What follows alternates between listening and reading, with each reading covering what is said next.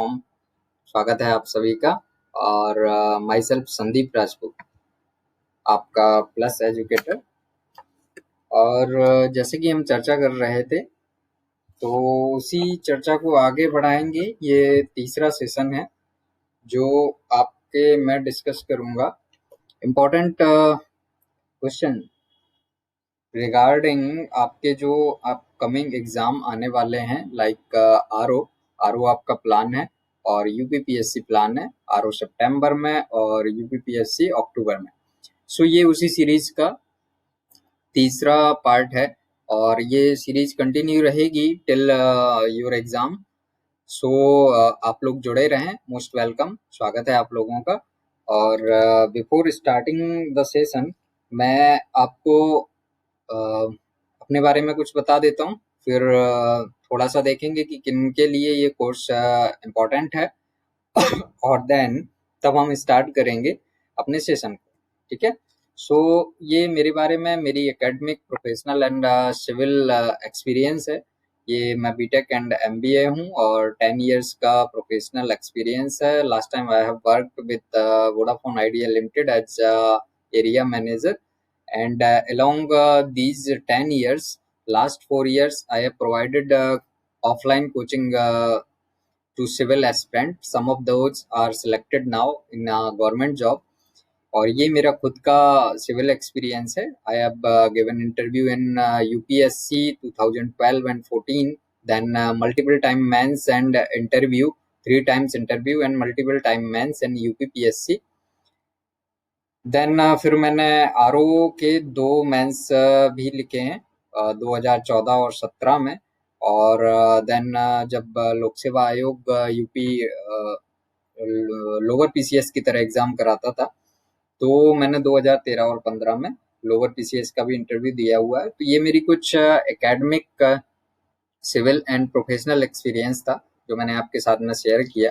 Now ये जो मैं सीरीज चला रहा हूँ किसके लिए फायदेमंद होने वाली है, बेनिफिशियल किसके लिए होगी। एक्चुअली अभी आपका आरओ 2016 का जो एग्जाम हो रहा है मोस्ट इम्पॉर्टेंट है उन कैंडिडेट का के लिए जिनका अभी सिलेक्शन नहीं हो पाया है फाइनली, बिकॉज 2016 से लेके 2020 तक बहुत सारे स्टूडेंट हैं जो सिलेक्ट हो चुके हैं। सो थोड़ा सा फाइट कम रहेगी आपके लिए यहाँ पर, और नए स्टूडेंट इसमें ऐड नहीं हुए हैं जो 2016 में एग्जाम दिए थे, वही लोग एग्जाम देंगे। सो ये गोल्डन एक चांस है उन लोगों के सिलेक्शन के लिए जो प्रयासरत हैं गवर्नमेंट जॉब के लिए। एंड देन उसके बाद में प्लान्ड है आपका यूपीपीएससी 2020 इन अक्टूबर। सो ये दोनों आपने देखा होगा, जीएस का सिलेबस दोनों का बिल्कुल सेम है, थोड़ा सा हायर लेवल हो जाता है यूपीपीएससी में आरओ के कंपेयर में। बट मैं क्वेश्चन का जो कलेक्शन लेके आया हूँ आपके पास में, जो मैंने क्वेश्चन कंपाइल किए हैं, वो क्वेश्चन इस तरीके के हैं कि आपके ना केवल यूपीपीएससी में काम आएंगे, आरओ ऑफिसर में भी काम आएंगे, बल्कि यूपी ट्रिपल एससी में इनडायरेक्टली भी वो काम आएंगे। लाइक मैं कोई क्वेश्चन आपको दूंगा तो उस क्वेश्चन के आगे पीछे का जो भी दायरा होगा, कैसे कोई चीज हो रही है, कब उसकी संस्था की स्थापना हुई, क्या उसके काम है, सारा बताने की कोशिश करूंगा। सो जो स्ट्रेट फॉरवर्ड क्वेश्चन आते हैं आपके यूपी ट्रिपल एससी एग्जाम में, वो आपके आसानी से सॉल्व हो सकते हैं। आपको करना क्या है, जस्ट एक नोट अपने पास में रखना है और आपको उन क्वेश्चंस को नोट करते जाना है। सो गाइज, अगर अभी तक आप अनअकैडमी में ज्वाइन नहीं किए हैं, सो मेरा सजेशन है कि जल्दी से जल्दी इसको ज्वाइन करें। बहुत ही मिनिमल फीस में कंप्लीट आपका कोर्स करवाया जाता है। टिल सिलेक्शन हम लोग आपके साथ रहते हैं, चाहे फिर वो प्री हो, मेंस हो या इंटरव्यू। पूरे टाइम आपको गाइडेंस से लेके सारे वीडियो लेक्चर्स, पीडीएफ सब कुछ प्रोवाइड कराया जाता है। और जब भी आप ज्वाइन करें, रेफरल कोड यूज करना ना भूलें, उससे आपको मिलेगा 10% ऑफ। सो मैं आगे की स्लाइड में आपको अपना रेफरल कोड जो मेरा संदीप राजपूत है वो भी आपको दिखा दूंगा, उसको आप नोट डाउन करें और जल्दी से प्लस को ज्वाइन करें। प्लस आप जितने जल्दी ज्वाइन करेंगे आपके लिए उतना बेनिफिशियल होगा। So guys, now we are starting the session. So note down करते रहें क्वेश्चंस को जो आपके लिए काम आ सकते हैं. अभी देखिए, पहला क्वेश्चन जैसे मैं लेके आया जीआई टैग से रिलेटेड है. ठीक है, ये एक जीआई टैग जो प्रोवाइड कराया गया था उसके लिए बात की गई है. सो आपको बताना है, अगर मैं बात करूं आपसे कि भौगोलिक संकेतक दिए हुए हैं पहले क्वेश्चन में, कंधमाल हल्दी उड़ीसा, नागोतेरा हैंडीक्राफ्ट मिजोरम एंड काजी नेमो कृषि त्रिपुरा. सो इसमें क्या आपका सही है, ये हमें बात करने हैं कि कौन कौन से सुमेलित हैं इसमें. अगर मैं इनकी बात करूं तो क्या लगता है आपको, क्या सुमेलित है? आपके ऑप्शन है केवल एक तीन, देन फिर है आपका केवल दो, केवल एक दो, या आपका केवल एक. कौन सा सही है? तो मैं आपको ये जानकारी के लिए बता दूं, इसका आंसर जो करेक्ट है वो सी आंसर आपका करेक्ट है, एक और दो. ठीक है, कंधमाल हल्दी का जो जीआई टैग है वो उड़ीसा के पास है. नागोतेरा का जो जीआई टैग है हैंडीक्राफ्ट है, ये मिजोरम के पास है. काजी नेमो आपका गलत मेंशन है, त्रिपुरा उसका करेक्ट आंसर नहीं है, ये असम का. काजी नेमो कृषि जो है, एक टाइप होता है खेती का, ये असम से रिलेटेड है. सो ध्यान रखें, क्योंकि काफी पॉपुलर रहा है जीआई टैग. अभी कंटिन्यू उनकी बातचीत होती रही है जीआई टैग की. और लाइक एक एडिशनल भी आप याद रख सकते हैं. अगर मैं बात करूं तो जीआई टैग जो यूपी को मिला है वो मिला है गोरखपुर के टेराकोटा को.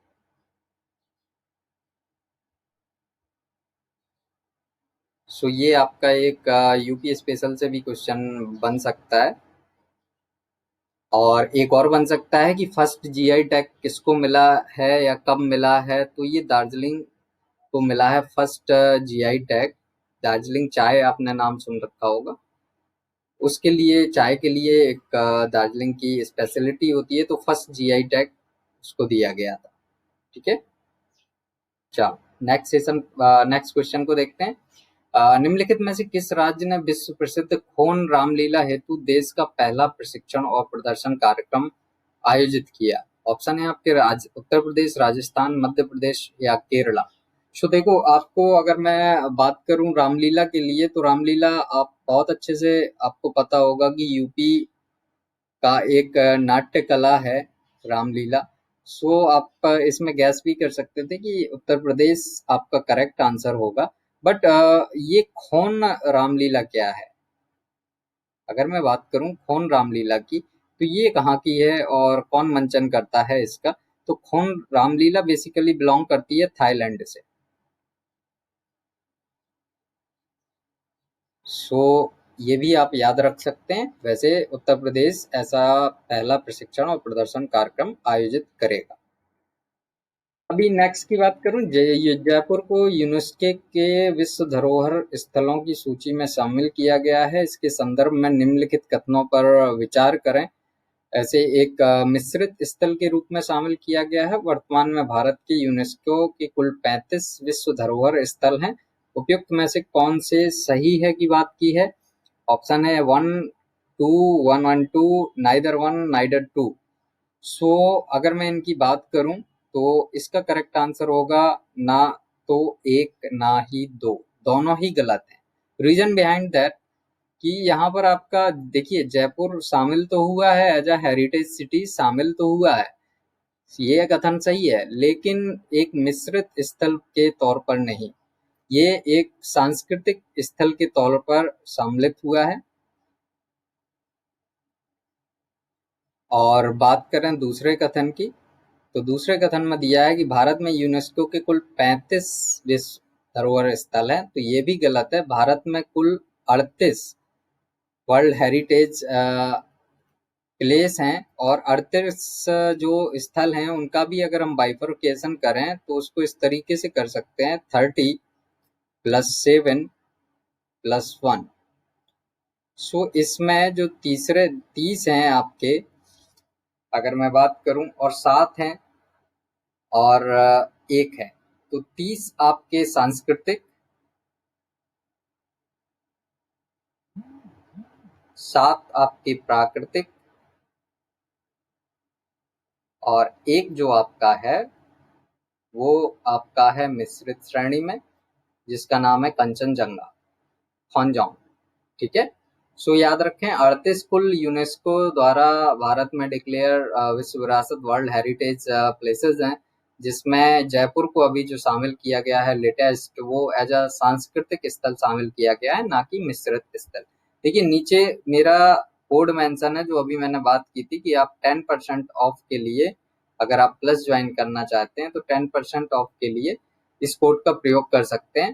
तो लाइक आपकी जो 12 मंथ की फीस 7,000 है, वो कम होके आपकी हो जाएगी 6,300, 6300 रुपये।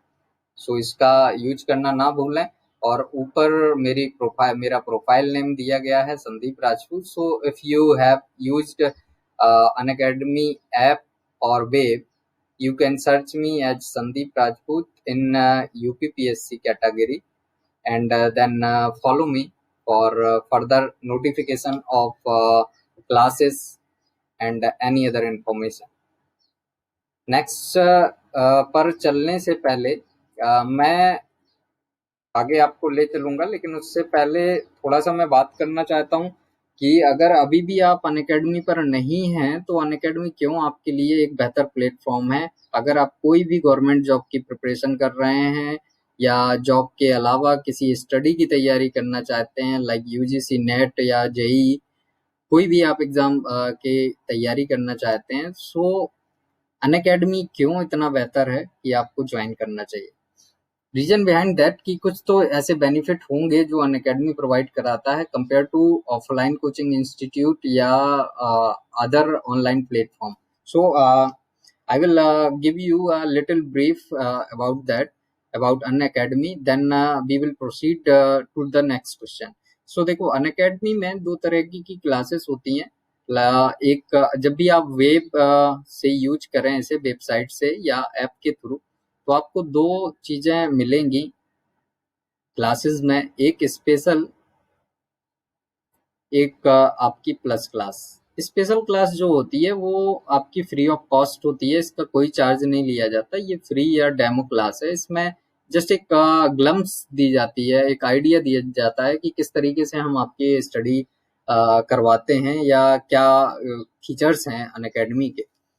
और जो प्लस क्लास है वो पेड क्लास है। ये इसमें हम आपका कंप्लीट स्टडी पैकेज देते हैं। कंप्लीट स्टडी पैकेज से यहाँ पर मेरा मतलब है आपका 3 स्टेज एग्जाम है, तो प्री, मेंस और इंटरव्यू आपको जो देना होगा। सो हम इसमें तीनों चीज़ों की एक कंप्लीट तैयारी कराते हैं। वो किस तरीके से चेंजेस होते हैं, प्री जब होगा तो हम फोकस करेंगे जीएस की चीज़ों पर, सीसेट की चीज़ों पर, या जो भी आपका आता है जिस एग्जाम के लिए, उस पर फोकस करेंगे। एमसीक्यूज के थ्रू आपको लेके जाएंगे, डिटेल कोर्स के थ्रू लेके जाएंगे। लेकिन जब आप प्री क्वालिफाई कर लेंगे, मेंस पर पहुंचेंगे, तो यहाँ हम आंसर राइटिंग की आपकी प्रैक्टिस कराएंगे। आंसर राइटिंग की प्रैक्टिस कराएंगे, एक पैनल आपके क्वेश्चन भी चेंज करेगा, और जो ड्राफ्टिंग में दिक्कत है या किसी चीज में दिक्कत है उसमें सुधार की पूरी तैयारी कराई जाएगी। देन जब आप मेंस से इंटरव्यू में पहुंचते हैं, तो रियल इंटरव्यू में जाने से पहले हमारा जो अनअकैडमी का अनुभवी पैनल है वो आपका मॉक इंटरव्यू लेगा, ताकि आपकी जो गड़बड़ियां रियल इंटरव्यू में होने वाली हैं वो ना हो। और टिल सिलेक्शन हम लोग आपका गाइडेंस देंगे, आपका एज अ मेंटर हेल्प करेंगे। सो ये आपके फीचर्स हैं अनअकैडमी के कि आप एक मिनिमम अमाउंट पे करके एक कंप्लीट स्टडी पैकेज ले सकते हैं। और उसके लिए भी आपको जो पे करना होता है, जैसे मैंने बताया कि क्यों डिफरेंस है अदर चीज़ों में। सो आप देखो, एक फी स्ट्रक्चर का अगर मैं आपको बताऊं कि जो आपको पे करना है क्या है सिनेरियो, तो फी स्ट्रक्चर की बात करें तो अगर एक कोई ऑफलाइन आप कोचिंग लोगे तो उसकी फीस जो रहती है नॉमिनल 50 से 60 हज़ार के अराउंड होती है। ज़्यादा अच्छा इंस्टीट्यूट है तो 90 से 1.5 लाख रुपए तक चार्ज करते हैं। बट यहाँ पर जो आप मिनिमम आप फीस 12 मंथ की दे रहे हो, वो आपका सिर्फ और सिर्फ रहेगा 7,000। और जैसा कि मैंने बताया, ये 7,000 भी आपको पे नहीं करनी पड़ती है, पे करनी होगी 66300 if you have use the referral code. 10% आपका ऑफ हो जाएगा अप्लाई जैसे ही आप करेंगे। सो आप देखेंगे एक बड़ा दायरा है, बड़ा गैप है, लगभग 10 गुना फीस कम है आपकी। ये एक मेजर पॉइंट है, खासकर उन्हें स्टूडेंट के लिए जो फाइनेंशियली वीक है। दूसरा मैं अगर बात करूं फैकल्टी के तौर पर, तो फैकल्टी भी यहाँ पर आप देखेंगे किसी भी ऑफलाइन कोचिंग इंस्टीट्यूट की जो फैकल्टी होती है वो ज़्यादा से ज़्यादा 5 या 7 एजुकेटर रहते हैं। लेकिन यहाँ अगर मैं अनअकैडमी प्लस की बात करूं तो एक एक कैटेगरी में लगभग 45 से 50 एजुकेटर के अप्रॉक्स हैं आपके। लाइक मैं यूपीपीएससी मैं पढ़ाता हूँ, तो यहाँ पर लगभग 50 एजुकेटर हैं। सो जब आप प्लस ज्वाइन करते हैं, सो आप बिल्कुल फ्री रहते हैं कि इन 50 एजुकेटर्स में जिसका चाहें जितना चाहें उतना क्लास ले सकते हैं। प्रीवियस क्लास, ऑनगोइंग क्लास, आगे आने वाली क्लास, सब के लिए आप एक्सेसिबल हो जाते हैं। जो क्लासें आपकी मिस हो गई हैं उनके पीडीएफ आप डाउनलोड कर सकते हैं, उनका रिकॉर्डेड वर्जन देख सकते हैं। So it will always help you कि एक ओपन प्लेटफॉर्म आपको मिल जाता है, आप स्टक नहीं होते, फ्लेक्सिबिलिटी आपके पास में बहुत रहती है। लाइक यहाँ पर आपको किसी का कुछ समझ में नहीं आता और आपने इतना सारा पे किया है तो आप फंस गए। अब यहाँ पर ऐसा नहीं है, अगर आपको मेरी जियोग्राफी पसंद नहीं है तो उसी टाइम पे 4 कोर्स और जियोग्राफी के चल रहे होते हैं, आप उनको किसी को भी ज्वाइन कर लो, किसी और टीचर से आप पढ़ लो। साइंस किसी दूसरे की पसंद नहीं आ रही है, आप मेरे से आके पढ़ लो। सो आपके पास में पूरी फ्लेक्सिबिलिटी रहती है, खासकर जॉब वालों के साथ में कि जिनका टाइम बाउंडेड नहीं रहते, कि ज़्यादातर ऑफलाइन कोचिंग इंस्टीट्यूट दिन में चलते हैं, दिन में जॉब आप कर रहे हैं। तो प्लस में अगर आप ज्वाइन करेंगे तो आप अगर दिन में फ्री नहीं है तो रात में रिकॉर्डेड सेक्शन देख सकते हैं। So it's a very useful platform, very fine platform where you can join and sharpen your preparation. So whatever you are trying to go through, like government job or any other preparation, like UGC NET, IIT, JEE, REIT, कुछ भी आप तैयारी करना चाहते हैं, you should go in plus and join। और ये बहुत ही मिनिमल फीस है। आप अगर 12 मंथ का आपको सिर्फ 6,300 पे करना है तो ये बहुत ही कम है, फीस है। लगभग 550 रुपए के राउंड आपका पड़ रहा है। सो आप इसको ज्वाइन कर सकते हैं। सेकंड, अगर आपके पास में इकट्ठा फी पे करने का ऑप्शन नहीं है तो वाया ईएमआई भी आप इसको ज्वाइन कर सकते हैं। सो इट्स ऑन यू कि अगर आप जितने जल्दी ज्वाइन करें उतना बेहतर है, आपके लिए हेल्पफुल होगा। और ज्वाइन करने के लिए रेफरल कोड यूज करना ना भूलें, Sandeep Rajput, for 10% discount. Okay, so friends, hopefully अगर आपने अभी तक ज्वाइन नहीं किया है तो आप जल्दी से ज्वाइन करेंगे। अब हम नेक्स्ट क्वेश्चन पे चलते हैं। और रेफरल कोड नोट कर लें, रेफरल कोड यूज करना ना भूलें, संदीप राजपूत मेरा रेफरल कोड है, इसको यूज करना ना भूलें। सो अभी मैं मेरा नेक्स्ट क्वेश्चन, होरी हब्बा।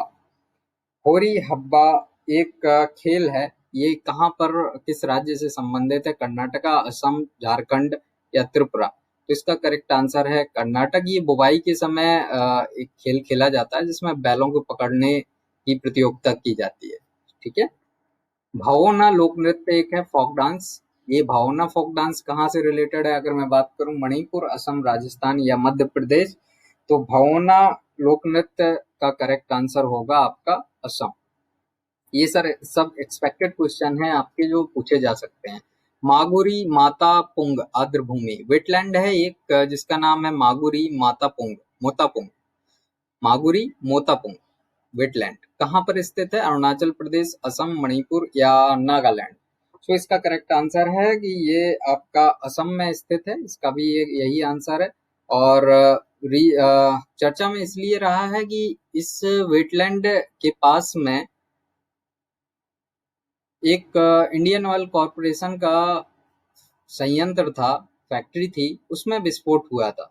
सो जो पर्यावरण से रिलेटेड लोग हैं उन्होंने इसका विरोध किया था और एनजीटी ने आईओसी पर नेशनल ग्रीन ट्रिब्यूनल ने कुछ जुर्माना भी लगाया था कि इससे इस वेटलैंड के पारिस्थितिक तंत्र पर नेगेटिव इफेक्ट पड़ सकता है। सो आपको ध्यान रखना है Maguri Motapung related to Assam. Next question को देखते हैं। हाल ही में खबरों में रहा सिजोथोरैक्स सिकुसिरुमेंसिस। सिजोथोरैक्स सिकुसिरुमेंसिस क्या है? अरुणाचल प्रदेश में खोजी गई मछली की प्रजाति कोरोना वायरस के संभावित उपचार हेतु विकसित दवा या अफ्रीकी जनजातियों का एक सामूहिक उत्सव या उपयुक्त में से कोई नहीं। सो ये बेसिकली साइंस से रिलेटेड क्वेश्चन है और इसका करेक्ट आंसर है अरुणाचल प्रदेश में खोजी गई एक मछली की प्रजाति। ठीक है।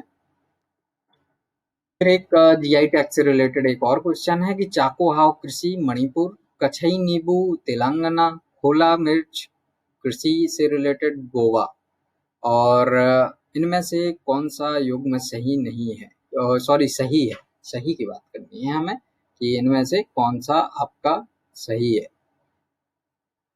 ओके, सो ऑप्शन है केवल 1 2 2 3 1 2 3 1 2 और 1 3।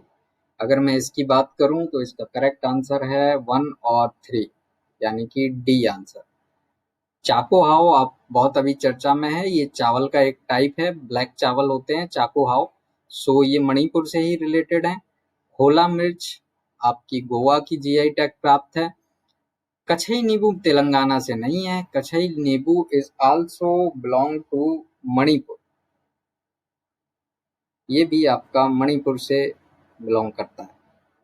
सो आपका करेक्ट आंसर है 1 एंड 3। नेक्स्ट देखते हैं। भारत में पाम ऑयल के संदर्भ में निम्नलिखित कथनों पर विचार करें। भारत पाम ऑयल का सबसे बड़ा उपभोक्ता एवं निर्यातक है। आंध्र प्रदेश 80% से अधिक उत्पादन क्षेत्र के साथ देश में प्रथम स्थान पर है। तो इसमें से कौन से सही है? केवल 1, केवल 2, 1 और 2 एंड नाइदर 1 नाइदर 2। सो इसका करेक्ट आंसर होगा, हमने बात की है सही की, सो सही इसका करेक्ट आंसर होगा केवल 2। ये आपकी बात सही है कि देश में 80% से अधिक उत्पादन के साथ आंध्र प्रदेश प्रथम स्थान पर है। AP is at first place, Andhra.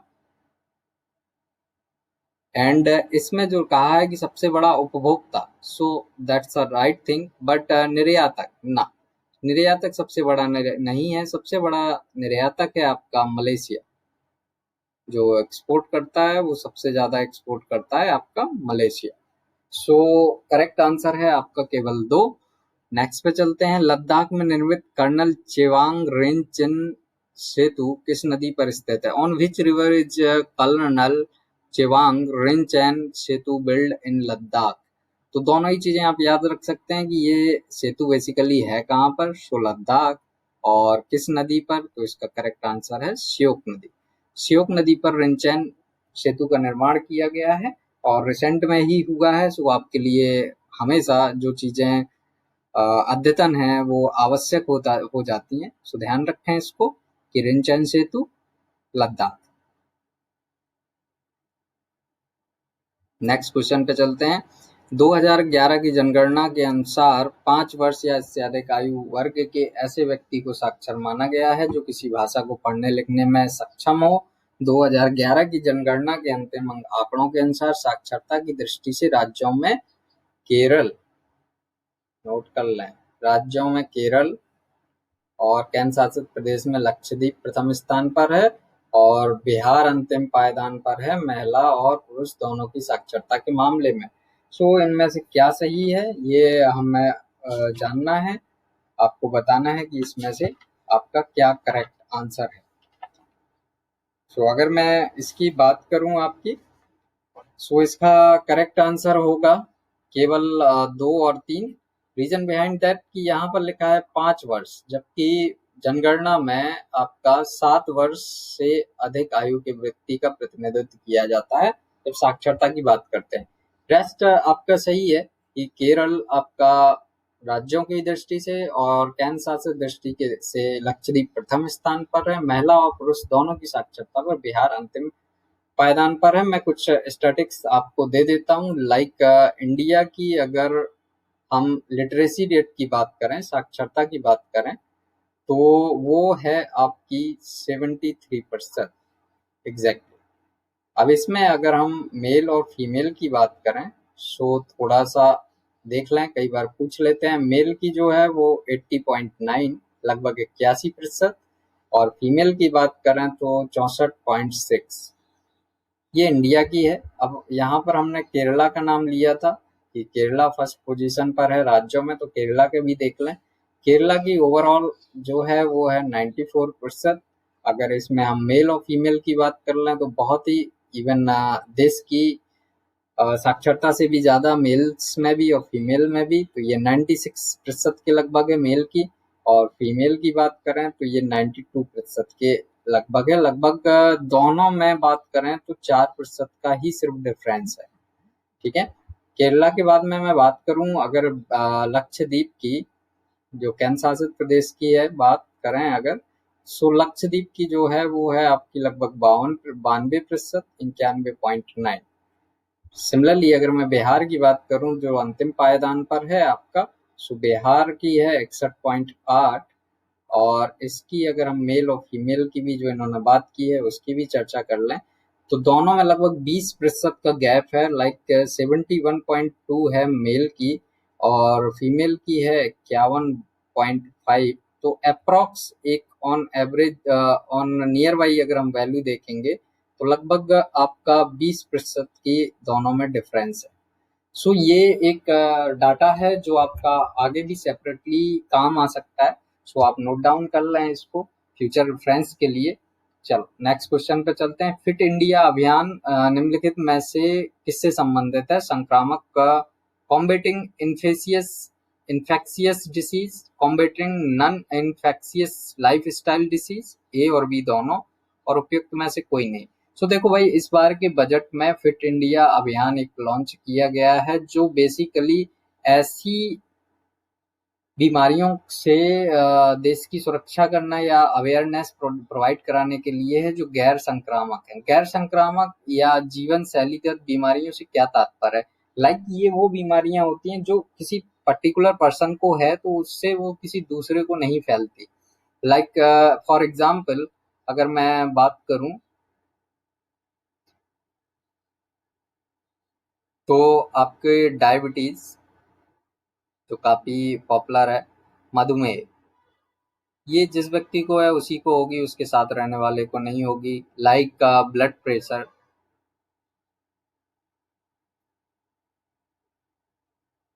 Hypertension. So ये वैसी बीमारियां हैं कि जिसको है सो उनको ही रहेंगी, नॉन इन्फेक्शियस डिसीज कहलाती हैं। और ये जितनी भी इस तरीके की बीमारी होती हैं वो बेसिकली रहती हैं आपकी लाइफ स्टाइल से संबंधित। अगर आपकी लाइफ स्टाइल गड़बड़ है, आप व्यायाम नहीं करते, देर से उठते हैं, देर से सोते हैं, लेट सोते हैं, तो ये सारी चीजें हो सकती हैं। इनको एक बार और देखें, इनका मैचिंग करने की बात की गई है। राजीव गांधी जैव प्रौद्योगिकी केंद्र तिरुवनंतपुरम, क्षेत्रीय जैव प्रौद्योगिकी केंद्र फरीदाबाद और राष्ट्रीय मस्तिष्क अनुसंधान केंद्र भोपाल, क्या सही है इसमें? सो इसकी अगर मैं बात करूं तो एक और दो, आप इसमें बात की है कि क्या सही नहीं है, नहीं है की बात की है। सो नहीं की बात करें तो केवल 3 आपका करेक्ट आंसर होगा, केवल 3 सही नहीं है। राष्ट्रीय मस्तिष्क अनुसंधान केंद्र भोपाल में ना होके आपका है गुड़गांव में। ठीक है, ध्यान रखें, आप पूछे जाते हैं इस तरीके के क्वेश्चन। नेक्स्ट देखें, निधि योजना क्या है?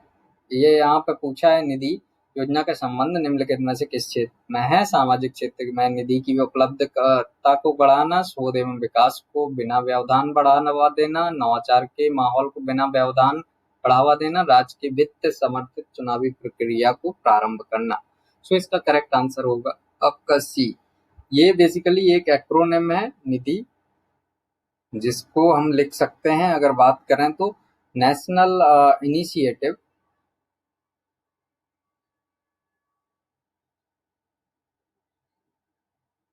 फॉर डेवलपिंग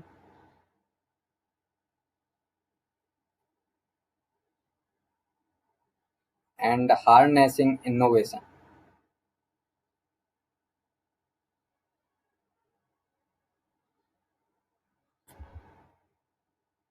सो बेसिकली इसको हम बोल सकते हैं नवाचार के माहौल को बिना व्यवधान बढ़ावा देना। लास्ट क्वेश्चन देखते हैं, निम्नलिखित में से कौन मनरेगा के अंतर्गत लाभ प्राप्त करते हैं? केवल SC ST जनजाति के सदस्य, गरीबी BPL के नीचे के वयस्क सदस्य, सभी पिछड़े समुदायों के परिवारों के वयस्क सदस्य, किसी भी परिवार के वयस्क सदस्य। तो ये किसी भी परिवार से रिलेटेड है, बिना भेदभाव के सबको 100 दिन का रोजगार देने की बात की गई थी। और अभी कोरोना संकट काल में इसमें 20 रुपए मजदूरी में भी वृद्धि की गई है। सो ये तो फ्रेंड आज का सेशन था, और जुड़े रहें, नेक्स्ट सेशन में मैं फिर आपसे मिलता हूँ कुछ और अच्छे क्वेश्चंस के साथ। So have a good day, take care, thank you for learning, keep learning, and don't forget the referral code Sandeep Rajput for 10% off. Thank you for joining.